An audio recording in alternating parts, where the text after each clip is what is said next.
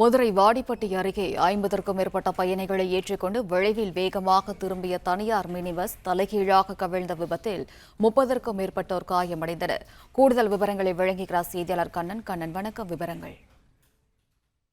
வணக்கம். மதுரை மாவட்டம் வாடிப்பட்டி அருகே கருப்பட்டி கிராமத்திலிருந்து தனியார் மினி பேருந்து சுமார் 50க்கும் மேற்பட்ட பயணிகளை ஏற்றிக்கொண்டு அதிவேகமாக வந்ததாக கூறப்படுகிறது. இந்த நிலையில் பெருமாள்பட்டி அருகே பாண்டியராஜபுரம் ரயில்வே கேட்டு அருகில் வந்தபோது அதிவேகமாக வந்த மினி பேருந்து ஓட்டுநரின் கட்டுப்பாட்டை இழந்து நிலை தடுமாறி சாலையில் சுமார் 3 முறை கவிழ்ந்ததில் பேருந்தில் பயணித்த 50க்கும் மேற்பட்டோர் பலத்த காயமடைந்தனர். உடனடியாக அங்கிருந்தவர்கள் காயம்பட்டவர்களை மீட்டு வாடிப்பட்டி அரசு மருத்துவமனையில் முதலுதவி சிகிச்சை அளிக்கப்பட்டு 30க்கும் மேற்பட்டோர் ஆம்புலன்ஸ் மற்றும் தனியார் ஆம்னி வேன்களில் மதுரை அரசு மருத்துவமனைக்கு சிகிச்சைக்காக அனுப்பி வைக்கப்பட்டனர்.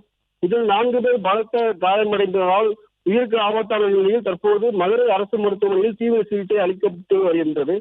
தனியார் பேருந்தில் போக்குவரத்து விதியை மீறி 25 நபர்களுக்கு மேல் பயணிகளை ஏற்றக்கூடாது என்ற விதி உள்ளது.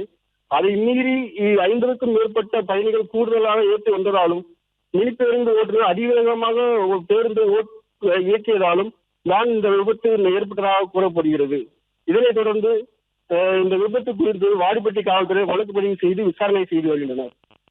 பிளே ஸ்டோர் மற்றும் ஆப் ஸ்டோரில் இருந்து பாலிமர் செயலியை QR கோடு மூலம் பதிவிறக்கம் செய்யுங்கள். செய்திகளை உடனுக்குடன் பெறுங்கள்.